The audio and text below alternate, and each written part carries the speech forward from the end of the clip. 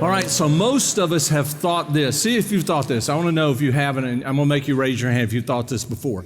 Have you ever thought, if I were just in charge? Okay, I hadn't finished yet. Don't vote yet. I understand. If I were just in charge, things would be different. How many people have ever thought that? Okay, the rest of you, you need to confess. Okay. Of course we have. That's pretty natural for us to do that. We just think, if I were in charge, if I were calling the shots, if I were the one, making the decisions, just how different things would be. And so, we've been talking about the life of Joseph in the Old Testament. And here's Joseph. In fact, let me put a map up for you. This is a map of Canaan. And you can see it over there, and then you see Egypt over to the left. So he was born and raised till he was 17 in Canaan, and now he has been moved to Egypt. And Joseph doesn't know if he'll ever go back to Canaan, because by this time, Joseph is actually not totally in charge, but he is practically in charge. He is the second in command of Pharaoh. He has Pharaoh's signet ring. Whatever he says happens. Pharaoh has put his trust in Joseph, and so Joseph gets to make the calls and to make the decisions. But the question is, will he ever go back? And we talked about this last week. This is not the climax of his life. This is not the ultimate, because the promise that God made to Joseph had to do with the land of Canaan and his family that is still back in the land of Canaan. But he's in a good place and in a good time. And all of a sudden, in this part of the story, Joseph has to face this new question, and that is, can I trust my brothers? Because when he was 17, he found out, could he trust his brothers? What did he find out? No, he could not trust his brothers. And his brothers, they betray him, they sell him to some Ishmaelite traders who take him down to Egypt, and they sell him to a guy named Potiphar. But there in Potiphar's household, it says that Yahweh, it's the personal name for God, where I've told you in this time, they would refer to God in a different way. They would use the name, the Canaanite and Akkadian word for God, which is plural, Elohim, but they would use it in a singular way. But here, Moses, who is writing about Joseph, he goes and he says, but Yahweh, which is a name they won't know until Moses' day, but Yahweh, the personal God, the God who cares, who watches after, Yahweh was with Joseph. And because of that, Joseph prospered. Everything he did went well. Potiphar recognizes it. He knows everything he does goes well. Joseph, even though he's in a foreign land and a foreign place, Joseph has learned how to adapt and how to live in this world because of his trust in Yahweh, that Yahweh is with him. And last week we talked about, how do you know that Joseph knew Yahweh was with him? How do you know? By his actions. Everything he does says, I know Yahweh is with me. Even the things that Joseph does that you might think, oh, big mistake, because when Potiphar's wife decides years later that, she wants Joseph, he says, no, can't do it, can't sin against God in this way. He makes this decision based on this one fact. What is that? That who is with him? Yahweh is with him. So as he looks at the situation, who she is, the power of what she can say, the power of Potiphar, he knows Potiphar will be mad if she goes back and says, I've been betrayed by him. He understands that, but he also looks at Yahweh and says, but Yahweh has been with me. Yahweh has caused me to prosper. Yahweh has watched after me. Therefore, he makes the decision based on the fact that Yahweh is with him, that he will refuse her, and he ends up in prison. But once again, while he's in prison, what does it say? Who is with him? Yahweh is with him. And once again, Joseph prospers in prison, so much so that Joseph is put in charge of the prison, and he runs it. And there he encounters two people from Pharaoh's court. Those two guys have dreams. He interprets those dreams. One is restored to the court. One is executed, and he tells the one who's restored to the court, but don't forget me. He says, great, I won't forget you. He goes back. Does he remember Joseph? Anybody? No, he does not. He forgets it because things are good for him, right? Things are going good for me now. And he forgets all about him until who has a dream? Pharaoh has a dream. And it's a dream that really disturbs Pharaoh, And then he remembers. In fact, I still love the line where he says, I have been sort of caught and remorse because I promised a guy and I failed to deliver on the promise. But there is a guy in prison who can interpret dreams. He says, call him, bring him in. Joseph interprets the dreams, 7 years of incredible prosperity for Egypt. But, Joseph says, you need to make a plan. And you need to put away 20% during those 7 prosperous years, because following the prosperous years, there are going to be 7 years of famine like Egypt has never seen before. And if you're unprepared, things will go bad. But guess what? If you're prepared, how will things go? Anybody? Yeah, they'll go fine. They'll go well. In fact, it actually goes really, really well for Pharaoh, because Pharaoh ends up owning most of the land, most of the country, most of the stuff in Egypt as he sells back grain even to his own people and people from afar. And then the famine has gone all the way to all the lands of the earth. And there, all of a sudden they realize, man, we need to do something, because there's famine here in the land also. But let me tell you what's going to happen, because this is how it relates to us.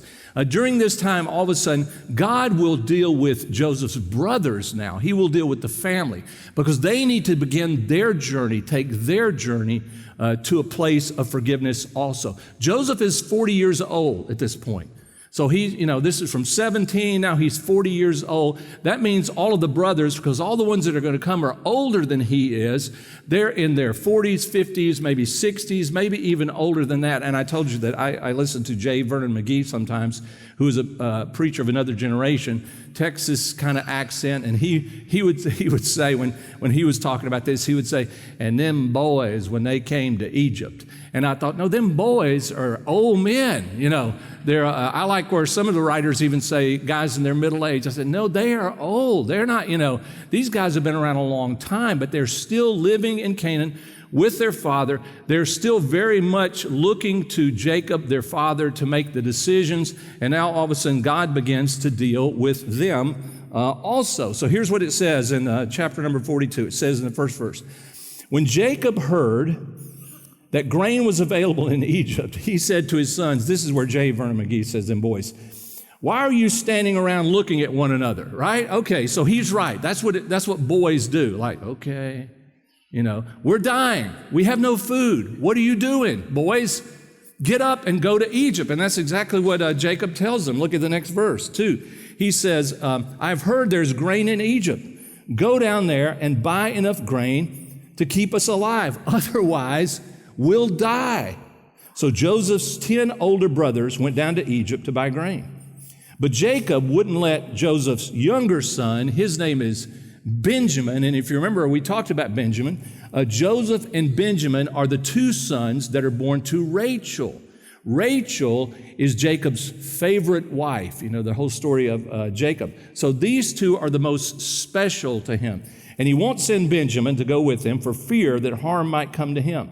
So Jacob's sons arrived in Egypt, along with the others, to buy food, for the famine was in Canaan as well. Verse 6 says, since Joseph was governor of all Egypt and in charge of selling grain to all the people, it was to him that the brothers came. When they arrived, they bowed before him with their faces to the ground. Joseph recognized his brothers instantly, but he pretended to be a stranger and spoke harshly to them. Where are you from? He demanded. So here's Joseph. He's running the country. He's selling and distributing grain to even now people from other countries, other lands that are coming in. And he recognizes the 10 brothers. Now, one of the reasons is they still wear the same clothes they wore then. Okay, maybe not quite that bad, right? But they still look like they did then. They still dress like they did then. Does Jacob look and dress like he did then? I know the young guys are saying, when is he going to do it? No, he walked like an Egyptian. He looked like an Egyptian. He talked like an Egyptian. Joseph would have looked very much like royalty in the court of Egypt, because that's who he was.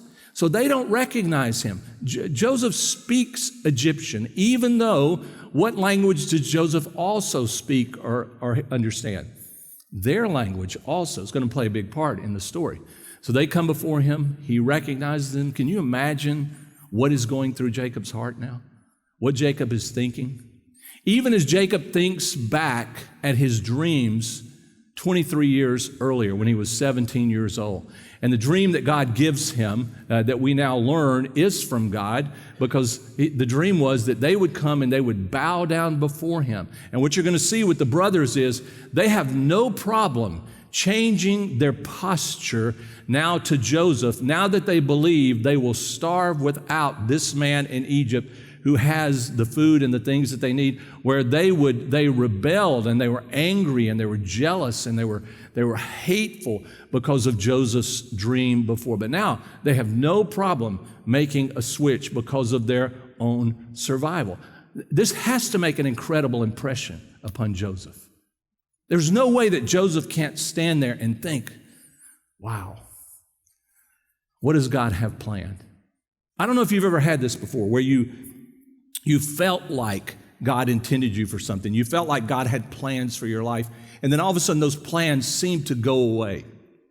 They just seem to disappear. They seem to not be plans that could ever come about. And so many times it's very easy for us to become bitter and angry and depressed and to lose all sense of goodness coming because we don't see how the plans could play out. And here is Joseph now seeing something that's happened that he could never have planned, never could have planned. There's no way in the world Joseph thought this was an acceptable approach to any of his dreams. But now he realizes once again, who's watching after him? Yahweh is watching after him. And Yahweh has him in exactly the place that Yahweh wanted Joseph. Maybe not the place that Joseph wanted Joseph, or that Joseph thought he could get to this place, but this is the place that Yahweh wanted Joseph. The reason I bring this up is, listen, just because you and I can't figure it out, just because we can't make plans and make those plans come true, does not mean, it does not mean, right, that Yahweh is not watching after us. In fact, it actually means when it happens that Yahweh was watching after us. If we could have figured it out, if we could have planned it, if we could have designed it, if we could have made it happen, guess who we would have given the credit to? Who? To we, right? Of course we would have. It worked out the way I planned. My hard work paid off. I'm not saying you don't work hard. I'm not saying you don't make plans. Of course you do. But there's another element of life that if you miss this element of life, who God is himself, listen, you miss the most important and the most powerful element of life. And Joseph is just standing there, in one sense, maybe Joseph would have been a little bit embarrassed, if they knew who he was, because he doesn't look like them. He doesn't look like the brothers. But he recognizes that God has put him in this place and he can attribute it to no one, even though Joseph worked hard. Joseph was smart. Joseph adapted. Joseph learned well. Joseph also understands, I can credit no one for this place and this time except who? Yahweh, right. Now think about it for a minute. If you saw your life that way, if I saw my life that way, if you understood that about your life, if I understood that about my life, how differently we would react to the situations around us. How differently we would take our steps in the days ahead for us because of understanding that God is the one who plans and God is the one that watches after us and God is the one who has moved us to those places because of his choices. Think about how differently our faithfulness to God would be if we understood it and we saw it that way. Would it be different? Of course it would be different. And it would be very different than the world we live in. Very different than the way the world thinks you get power, you get position, you get respect, you get something that satisfies you, which the world finds out never satisfies them. Then all of a sudden, Joseph, totally different life. How different our lives would be if we did the same thing, if we saw it the same way. Here's what it goes on to say in verse number 7. Joseph recognized them instantly. He pretended to be a stranger. He spoke harshly to them. "Where are you from?" he demanded. "From the land of Canaan," they replied. "We have come to buy food." And listen to this. Although Joseph recognized his brothers, they didn't recognize him. And he remembered the dreams he had about them many years before. He said to them, "You are," say it with me, "you're what? You're spies. You've come to see how vulnerable our land has become." So Joseph's approach, here's one of the things that I really struggle with. I will admit this to you. It doesn't seem very Christian to me. Does it to you? Certainly Joseph should say, "Listen, I'm your brother. It worked out really well. I know that you guys didn't know when you were coming, but all is forgiven, and I am in control of this country, and so it all is going to work out. It's all going to be fine." And that's just something about, I admit, it's just something about me and probably the culture that I've been raised in and how I see it that I just think, but shouldn't he do it that way? And Joseph does not approach it this way at all. He approaches it in really the opposite way. You're spies. You came, he accuses them. You came to spy out the land and to see where we were vulnerable. In other words, to take advantage. Maybe you work for, the Babylonians. Maybe you work for some of our enemies. You've come in, and Joseph would have to be weary of this because since they had resources, every other country wanted and needed the resources that Egypt had. So this is part of Joseph's job, no doubt about it. But Joseph's approach to these brothers, you just think, but shouldn't it certainly? Do you feel that way? You struggle with that? I do, except because I've lived longer than I had before. Since I've lived longer, I've recognized that actually what Joseph does has a real purpose to it, a real plan to it. And actually, I would tell you, I've learned over the years that his approach is the right approach and better than my approach would have been. You're spies. You've come to spy out the land. He doesn't know, what he hasn't seen them in 23 years. But also the approach is Joseph is about to test his brothers. He's about to put him to the test. Think about how Joseph left them 23 years early. I put it in your outline. When Joseph last saw his brothers, they were in control, totally in control. So much in control that they sell him. They betray him. They decide to get rid of him. He's the one that's holding us back because he's the favorite of the Father. He's treated different. We have every right to be angry and furious and jealous and to take our steps of anger against our brother. In fact, their jealousy and their hatred, here's what they realize, or maybe they realize now, that was what was controlling them. That's what controlled their life. It was their anger, their jealousy. See, think about it. What happens when you become so infuriated, you become so angry, you feel like you're mistreated? Something takes over you, and you act out of that, which clouds then your vision, and it clouds your actions. And I'm not just saying you, listen, I do it also. And for us to be conscious of that and to be aware of that and to realize, listen, maybe I'm acting out of something that I should not act out of. Maybe this is not the best way to do things. And it may seem like, well, Joseph seems to be doing that also. Is Joseph acting out of vengeance, out of revenge? Well, we will see. But that's how they were controlled before. And then the third thing I thought of is, they decided, we're just going to get rid of our problems, Joseph. And they do. They eliminate him. And so as far as they're concerned, 23 years earlier, it's over. He's gone. But what you're going to find, even in the story here, it's not over for them at all. In fact, they still carry with them now the grief, this sense that one day this is going to come back on us, the guilt that is there, right? The idea that if you are thinking there is a Yahweh, if there's a God who watches after us, does he know? Can't get away from it. He knows, and he watches, and he sees. And if he is just, guess who's in trouble? We're in trouble. And so Joseph, he deals with them.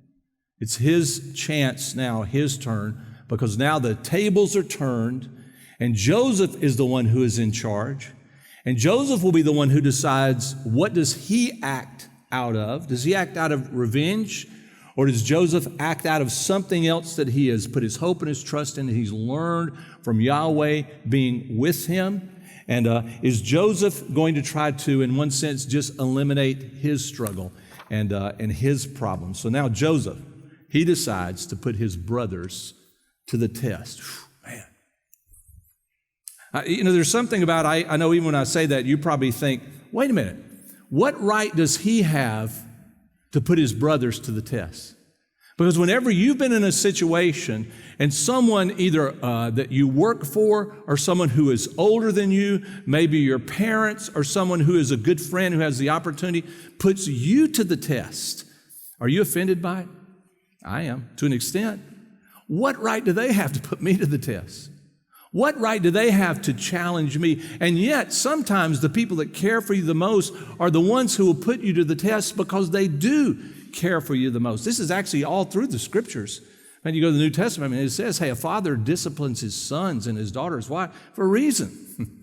He cares for them. He doesn't ignore them. He doesn't just let them do whatever they want to do, because it's his responsibility, in a sense, to put them to the test in order to lead them and to guide them, to correct them, to move them forward. And that's exactly what Joseph takes on this position now in his life. It's time for me to test my brothers, see if they are different, if they have changed, but also it's his place to do this. I know I like to talk about my kids sometimes, so hopefully that doesn't offend you. I know it offends them, but it's tough. And so when my daughter, just sweetest little thing. She's not quite 5 feet tall, but according to the U.S. Navy, she was, because there's no way she could get in. And she was, so at 4'11", 5 feet, she 105 pounds, she goes in and she goes to the Naval Academy where you're being trained as an officer. And what they do for the first period of time is they try to break you down. And you may say, well, that sounds cruel. It's not cruel, because what they're trying to do is break you of the old kid stuff that you have that's all just about you, break that part down so they can build you up as a leader, as someone who understands I'm responsible not just for me, I'm responsible then for these people also. And in doing that, they change. And so I remember my daughter, she takes a freshman group, 120, and she was their commander as they were coming in. This is her senior year, and she had some great stories of things that happened. And all my friends would say this, I just can't imagine her being that mean. Right? You feel that way? I just can't imagine her being that mean. And so it was great, because for me it was really good conversations to have. So how did you do these things, or why did you do these things that they would say are mean, because they're disciplinary, and sometimes the people you're doing things with don't understand why, but you know why, because it's your job. And so here's how she learned over 3 years to explain it. This is what she would say. I went through those things. I recognized that was part of the process. And now, who is responsible for the next group going through those things and them going through the process? Who's responsible now? Who's responsible? Anybody? The leader. The leader. And it's not the leader's job to get everybody's permission or for everybody to agree with it. That's the opposite of the leader's job. The leader's job is to do the best thing for them, even if they don't understand it, even if they don't like it, even if they don't get it. If you are a mom and a dad, have you figured that out yet? You better, because that's your job. That's the way it works. And she did some really what you may call mean, tough things. And they said, I just don't understand how she could do it. I said, oh, I understand. Because they had been done to her. It's not revenge. It's recognizing that you have to change. And in order to go through changes, some things have to be broken so that they can be rebuilt the way they're supposed to be rebuilt if you are going to become a leader. If you're going to become mom or dad, if you're going to become the teacher, if you're going to become the one who takes some responsibility for those who are coming after you, and you recognize it's on me to help lead and guide them. I can't make them, but I can help lead and guide them to what they have to become, because one day they're going to have a group that they've got to lead and they've got to guide and they've got to do exactly the same thing. Does that make sense? Sure it does. Of course it does. If you've been a mom and dad or a parent, in fact, I love to tell the story because Joni would say, with the kids, I would come home at the end of the day at work and they'd come run out the door, Dad, Dad, Dad. And they would love me and they'd hug me, and the first thing they'd say is, Mom's been so mean, So, and she would come out with her hands on her hip, steam coming out of her head, going, and say, don't do that. She said, I'm the one that's been with them all day, and it's been my job to raise them, and and so she was she a little bitter that they would come to me that? Oh, not a little, a lot, right? And I had to sympathize with that also and say, I understand, I completely understand, and I completely back Mom, but you're right, I'm the one that loves you, and okay. So my kids, I probably shouldn't tell this because I'll get in trouble for this one too, but it's actually my wife's story. My wife said, one day the kids came home and they'd been talking together, and Jamie was the leader. She was the oldest one. And as they were talking, they'd seen some kids in their class where their parents had gotten a divorce and had broken up. So they said, just want to let y'all know, and especially Mom, just to let you know that we have been talking about it, my brother and I. And if y'all get a divorce, we're going with Dad. So oh yeah, it was just way too good, because not only were they in trouble, I was in more trouble, It's time for you to be, okay, so yeah. Listen, that's the way life works. And at some point, you sort of fight against this, and I know a lot of people that fight against it, only one day to wake up to the fact that that's actually the way it works, and there's something wonderfully noble about taking on that position and saying, it is up to me to do this and to do this well. Why? Because I love my kids. Joseph is going to do this. Why? Because he loves his brothers and his family. This is not vengeance. And when you see it, you recognize he is not doing anything out of vengeance, but he is making sure that they have learned the lessons. He's making sure that he understands, and he's doing his part as God has put him in this place, his part to be responsible for some of the lessons and some of the actions that they have to go through. So here's what it says. Here's in verse number 10. I know you're thinking, I'm mad at you already. Okay, that's all right. Here's what it says. No, my Lord, they exclaimed. Your servants have simply come to buy food. We are all brothers, members of the same family. Catch this. We are, say it with me, we're what? Honest. See, they have no idea who they're talking to, right? We are honest men, sir. We are not spies. Yes, you are, Joseph insists. You have come to see how vulnerable our land has become. Sir, they said, there are actually 12 of us. We, your servants, are all brothers, sons of a man living in the land of Canaan. Catch this. They go ahead and say it. Our younger brother is back there with our father. Remember, Benjamin's not coming because there's no way Jacob's going to... And then look at the next part of this. And one of our brothers is no longer with us. Is that coming clean? Right? But Joseph insisted, as I said, you are spies. This is how I will test your story. I swear by the life of Pharaoh that you will never leave Egypt unless your youngest brother comes here. One of you must go and get your brother. I'll keep the rest of you here in prison. Then we'll find out whether or not your story is true. By the life of Pharaoh, if it turns out that you don't have a younger brother, then I will know that you are spies. And the next paragraph says, and he threw them in prison for 3 days. So here's some of the tests that he puts them through. In fact, you'll find a lot more, and especially as we go into the next chapter, you're going to see even more. But here's some of the tests. His first test is, what have they done with Benjamin? Because it's possible that Benjamin became the favored one, and they decide to do away with him. And he doesn't know what has happened to Benjamin. So he's going to put them to the test, and there's nothing better than just saying, okay, bring him here. Oh, no, that's not going to happen. Bring him here. I want to see Benjamin. The second thing is, will one of the brothers step up for the others?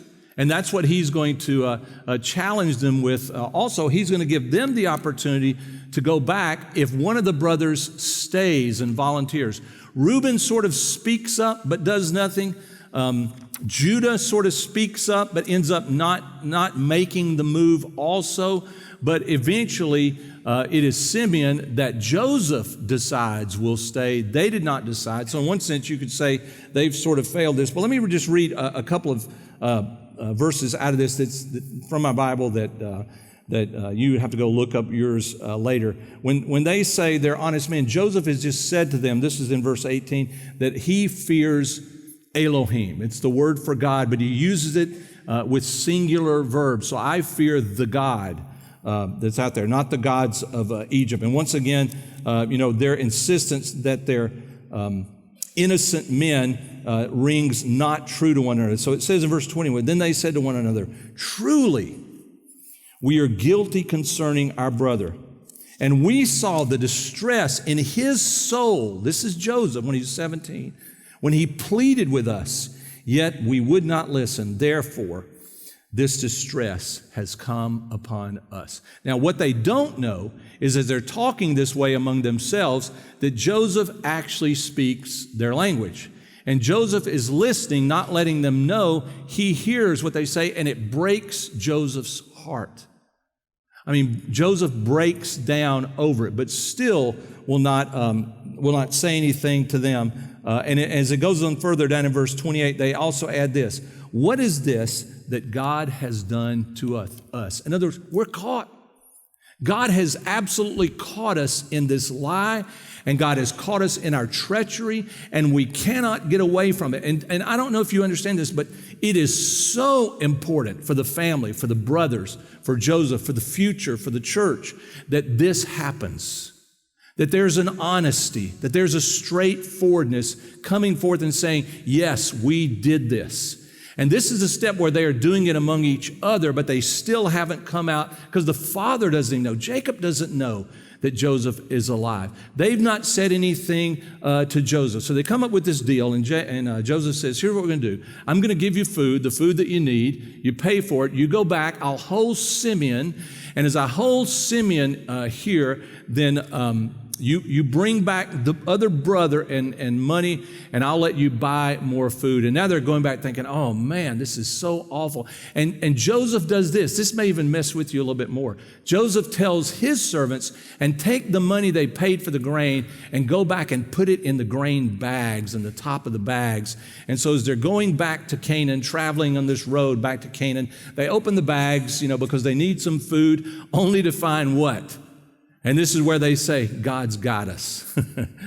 We found a way to kind of tell the half truth and get around it, but what are we going to do now? Because now, not only was Joseph lost, Simeon's going to be lost, because we're not sure we're going to go back and rescue Simeon. How can we? Because we know that Jacob is not going to let Benjamin go back, especially when we say, and look, we have what do you mean you have your money? You bought the grain? No, but somehow it ended up back in the bags.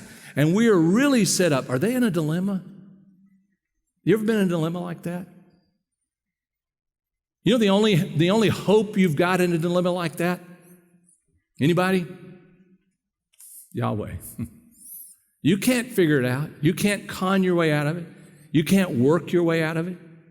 And Joseph is putting pressure on them because this third thing, will they show remorse for what they've done to Joseph? And he's just pushing them on in the test.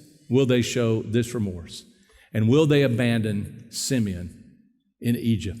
Now, another brother, he will be lost. Jacob just cannot take it. Jacob just looks at himself, says, poor me, I've lost one, I'm about to lose another. How is this going to take place? And even Jacob sits and does nothing this time. He's in the same group with the brothers, just standing around looking at each other, right? Until they run out of food again. Now what are you going to do? The rains have not come back. The famine is not over. We've got to do something.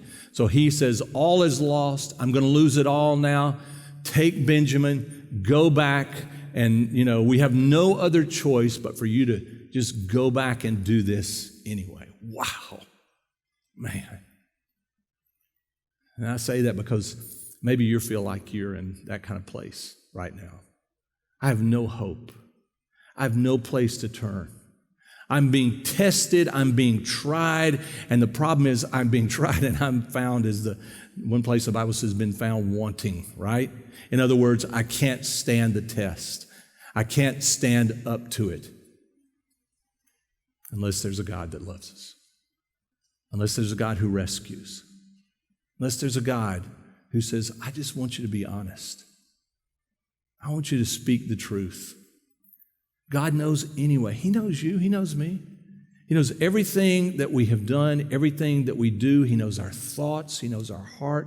And yet God still cares about us. This is an important place in the story because this is where God proves once again He still cares about Jacob and the brothers. And it's not because they did everything right. No. But God is going to make sure that wounds are healed, that things are fixed. Not that there won't be new ones, there will, but there has to be a process. And there has to be a place where God is put in the position that He should be placed in because He is the healer. He is the truth teller. He is the compassionate one. God is the one that comes back and He brings it back. And God is the one who not only knows the future, but God is the one who controls the future in order to bring about His plans and His purposes. Would you pray with me this morning? And I know even as we speak about this, there may be things that come to your heart and come to your mind that only you know. Maybe things that you had hoped would go away a long time ago and you hope no one would ever know about. And yet the problem is it happens to all of us, you find yourself still carrying those things around. You're not free from them.